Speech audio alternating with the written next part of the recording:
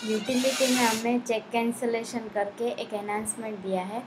इस फॉर्म का पर्पज़ ये है कि जो भी आपके अनयूज चेक नंबर है वो उसको यहाँ से आप कैंसिल कर सकते हो।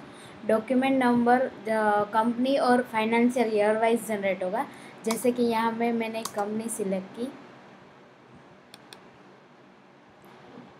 फिर बुक सिलेक्ट की और गेट डेटा किया।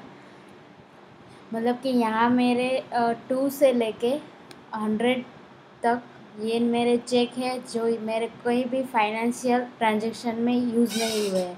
तो मैं यहाँ से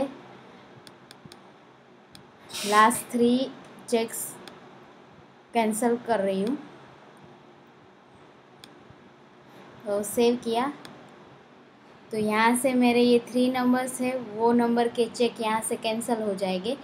और यहाँ पे डेटा लाने के लिए आपको चेक बुक में एंट्री करनी रहेगी और वहाँ जो रेंज डाली है वो रेंज के बिटवीन में जो फ्रॉम से टू में जो भी चेक्स नंबर से जो यूज़ नहीं हुए उसका डेटा यहाँ शो करेगा।